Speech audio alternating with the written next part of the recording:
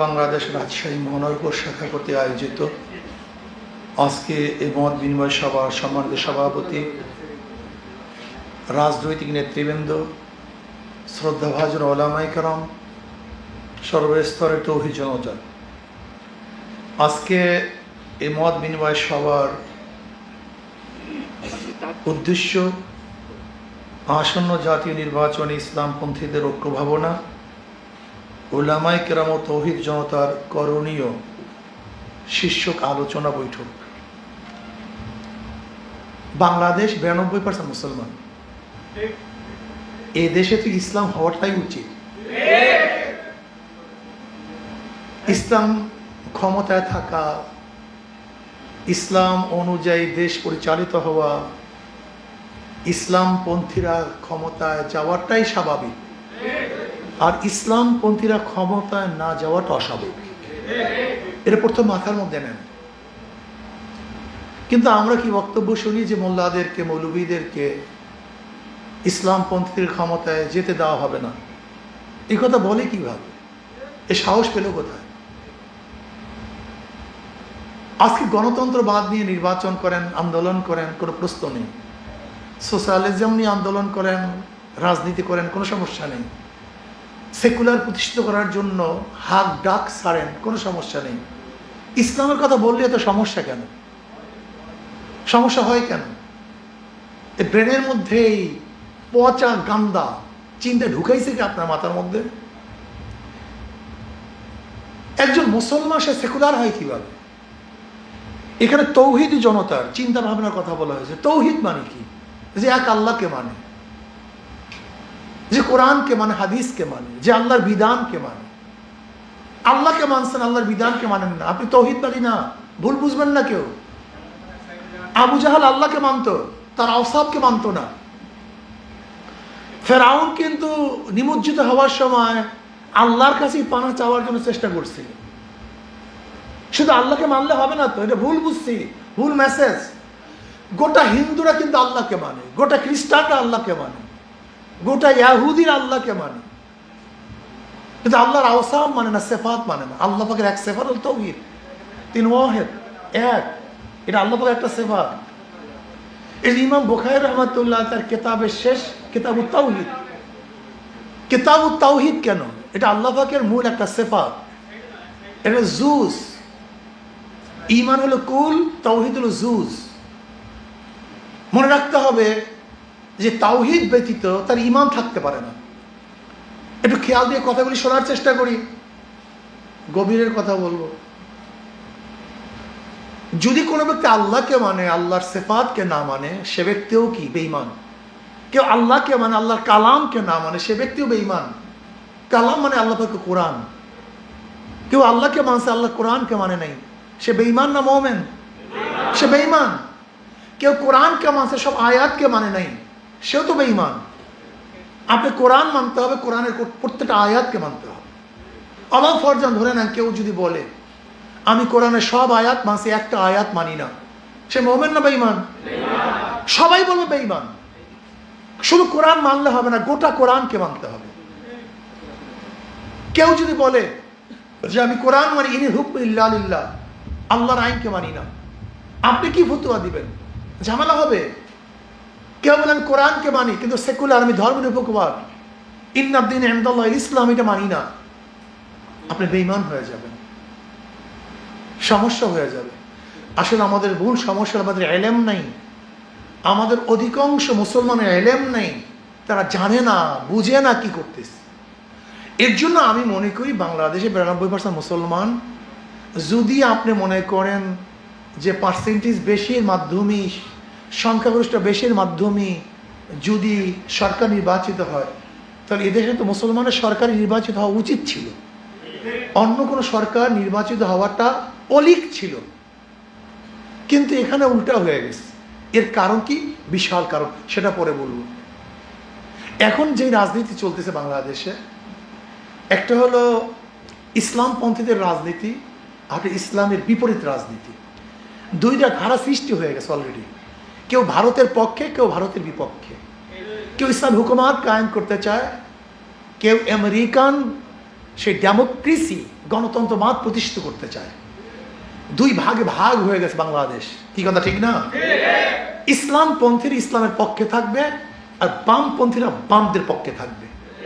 ইসলামপন্থীর ইসলামের পক্ষে থাকবে, গণতন্ত্রবাদীরা গণতন্ত্রের পক্ষে থাকবে। ক্লিয়ার কার কথা? দুই ভাগে, দুই শিবিরে বিভক্ত হয়ে গেছে বাংলাদেশ। আগামী নির্বাচনে কি অবস্থা হবে? আগামী নির্বাচনে কারা ভোট পাবে? কথা ক্লিয়ার। যারা সুশাসন কায়েম করতে পারবে তারা ভোট পাবে, যারা সুশাসন কায়েম করতে পারবে না তারা ভোট ক্লিয়ার কাট কথা। বিএনপি ভাবতেছে বিগত ইতিহাস থেকে যে বিগত দিনে বিএনপি এত ভোট পেয়েছে, আগামীতেও এত ভোট পাবেন। তা বিগত দিনে আওয়ামী লীগের নেতৃত্বে দেশ গঠন হয়েছে, এদের স্বাধীন হয়েছে, তারা ভারতে পালাইছে কেন? এটা তো ইতিহাস। বিগত দিনে আওয়ামী লীগ ক্ষমতায় ছিল, আজকে ক্ষমতায় নাই কেন? বিগত দিনে বিএনপি ভোট পেয়েছে, আগামী তো ভোট পাবেন সেই চিন্তায় আছেন না কেন? মানুষ ভোট দিবে ওই যে ভোলাতে স্বামীকে আবদ্ধ করে তার স্ত্রীকে ধর্ষণ করার জন্য। কেন ভোট দিবে বিএনপিকে আমাকে বলুন? ওই যে ইসের মধ্যে আপনার ওই লালমনিরহাট থানায়, পাটগ্রাম থানা, হাতিবান্ধ পাটগ্রাম থানা, এই পাটগ্রাম থানা সমস্ত পুলিশদেরকে মারার জন্য, থানা লুট করার জন্য, থানা ভাঙচুর করার জন্য আপনাদেরকে ভোট দেবে? আপনি বলুন। বিএনপির কথা বললে আপনি বিএনপির বিরুদ্ধে কথা বলেন। আমি তো বিএনপির বিরুদ্ধে কথা বলি নেই। যারা সাংবাদিক আছে, মিডিয়া আছে, তারা কথা বলে, আমরা সেটা শুনায় দিই। আমি তো আর তজিমুদ্দিনে ছিলাম না, মিডিয়া বলছে তজিমুদ্দিন এই ঘটনা ঘটছে। আজকে দেখেন বিএনপি ওই যে কোথায় যান, লাহুজান, আজকে বিএনপি রাহুজানে দুই গ্রুপে মারামারি করে আজকে একজন মারা গেছে। প্রতিদিন হত্যা হচ্ছে, প্রতিদিন। এই পর্যন্ত 150-এর উপরে খুন হয়ে গেছে। বিএনপি নিজেরা নিজে মারামারি করতে করতে বহুত লোক পঙ্গু হয়ে গেছে। এখনো ক্ষমতায় যায় নাই, এখনো ক্ষমতায় যায় নাই। তাতে যদি এই অবস্থা হয়, তাই ক্ষমতায় গেলে অবস্থাটা কি হবে আমাকে বলুন তো? ক্ষমতায় গেলে অবস্থাটা কি হবে এটা বুঝতে হবে আপনাকে। এদেশের মানুষ এখন সেই মানুষ আর নাই। মানুষ সচেতন হয়েছে, মানুষের চক্ষু খুলছে, মেধা খুলছে, মানুষ দেখতেছে। আজকে বিএনপির চাঁদাবাজির অবস্থাটা কি? এমন কোনো জায়গা নাই যেখানে চাঁদা তুলে না বিএনপি, এমন কোনো জায়গা নেই। আমরা প্রতিদিন খবরের কাগজে বা টেলিভিশনে এগুলো দেখছি, এগুলো সামান্য। যেরকম বরফের উপরের অংশ যা দেখা যায়, নিচের অংশটা কিন্তু তার চেয়ে অনেক বেশি থাকে। আমি কথাটা বোঝাতে পারিনি। সাগরের মধ্যে বরফ জমে, আমাদের দেশে তো বরফ জমে না, আপনি বুঝবেন না। সাগরের মধ্যে বরফ জমে, দেখা যায় ছোট্ট একটা খণ্ড। উপরের খণ্ডটা যতটুকু দেখা যায়, নিচের খণ্ডটা তার চেয়ে অনেক অনেক বেশি বড় হয়। আমাদের কাছে বর্তমান বিএনপির দুর্নীতি, চাঁদাবাজি যত প্রকাশিত হয়, তার 1000 গুণ বেশি তারা চাঁদাবাজি করতেছে। আজকে আমাদেরকে তারা বলে আওয়ামী লীগের দালাল। আমরা নাকি আওয়ামী লীগের সহযোগিতা করেছি। রাজনীতি করবেন, জেনে শুনে রাজনীতি করেন, বক্তব্য দিবেন, অথেন্টিক বক্তব্য দেন। ইসলামী আন্দোলন বাংলাদেশ আজ পর্যন্ত প্রশ্নবিদ্ধ কোন জাতীয় নির্বাচনে অংশগ্রহণ করেনি। 14 নির্বাচনে ইসলামী আন্দোলন অংশগ্রহণ করেনি। 18 নির্বাচনে সবাই অংশগ্রহণ করেছে। বিধায় ইসলামী আন্দোলন বাংলাদেশ তখনও গণভবনে যায় নাই। তখন কিন্তু আওয়ামী লীগের সবাই, বিএনপি সবাই গেছে। ফখরুল ইসলাম আলমগীর পর্যন্ত সে কিন্তু গণভবনে গিয়েছিল শেখ হাসিনার কাছে। কিন্তু ইসলামী আন্দোলন বাংলাদেশ কিন্তু 18 নির্বাচনে অংশগ্রহণ করছে, কিন্তু শেখ হাসিনার সাথে বৈঠক করেনি, আওয়ামী লীগের বৈঠক করেনি।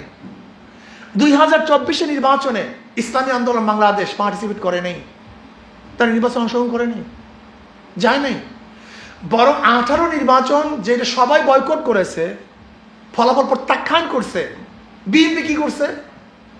সেই অবৈধ সংসদে 2018 থেকে 2022-এর 10ই জানুয়ারি পর্যন্ত 18 থেকে ডিসেম্বর পর্যন্ত, 10ই ডিসেম্বর পর্যন্ত সেই সংসদকে তারা বৈধতা ঘোষণা দিয়েছে। তারা ছিল সেই সংসদে। এখন আপনারাই বলেন, অবৈধ সংসদে যে বিএনপি 4-5 জন সদস্য গিয়ে পুরা নির্বাচনটাকে বৈধ ঘোষণা করছে, তারা আওয়ামী লীগের দালাল না আমরা আওয়ামী লীগের দালাল? আচ্ছা বলেন তো, বিএনপি আওয়ামী লীগকে নিষিদ্ধ করার ব্যাপারে সবচেয়ে বেশি বাগ্যা দিয়েছে যে আওয়ামী লীগ নিষিদ্ধ করা যাবে না। এই বক্তব্য সবচেয়ে বেশি আওয়ামী লীগের, এই সে বিএনপি নির্বাচনে আনার জন্য, আওয়ামী লীগকে নির্বাচনে আনার জন্য যেন আওয়ামী লীগ ইনক্লুসিভ নির্বাচন হয়, ইনক্লুসিভ নির্বাচন হওয়ার ব্যাপারে সবচেয়ে বেশি বক্তব্য কি দিছে এই বিএনপি। আওয়ামী লীগকে নির্বাচনে আনার জন্য সবচেয়ে বেশি বক্তব্য হলো কার? বিএনপি। আওয়ামী লীগের সমস্ত সম্পত্তি দখল করছে কে? এস আলম গ্রুপের সমস্ত সম্পত্তি কার কাছে? এস আলমের সমস্ত গাড়ি কার কাছে? খুঁজে দেখুন, আমার খোঁজার দরকার নেই। হাজার হাজার লক্ষ লক্ষ কোটি কোটি টাকা দিয়ে আওয়ামী লীগকে বাংলাদেশের ভারতে পাচার কারা করছে, একটু খুঁজে দেখেন তো আপনারা, ভালো মতো খোঁজেন তো, তাহলে বুঝতে পারবেন কারা এই কাজগুলি করছে। এখন প্রশ্ন করতে পারেন, হুজুর আওয়ামী লীগকে বিএনপি নির্বাচনে আনতে চায় কেন? এটা মারাত্মক প্রশ্ন। যেখানে প্রতিপক্ষ বিএনপির আওয়ামী লীগ, সেখানে আওয়ামী লীগ না থাকলে তো বিএনপি পাশ করবে, তাহলে আওয়ামী লীগকে তারা নির্বাচনে আনতে চায় কেন? একদিনও চিন্তা করছেন কেন আনতে চায়? একদিনও চিন্তা করেন। বলেন তো, আওয়ামী লীগ বিএনপি যখন নির্বাচনে অংশগ্রহণ করেছে, বিএনপি ভোট গ্রহণ করার জন্য তাদের বক্তব্যটা কি ছিল মনে আছে? আওয়ামী লীগ ঠেকাও, টুপি থাকবে না, দাড়ি থাকবে না, মসজিদ থাকবে না, মাদ্রাসা থাকবে না, ভারত হয়ে যাবে। বলতো এছাড়া বিএনপি ভোট নেওয়ার আর কোনো বক্তব্য শুনছেন আজ পর্যন্ত? হ্যাঁ, 100 বক্তব্য দিতে পারে আওয়ামী লীগ, কেন ভোট তাদেরকে দিবেন 100?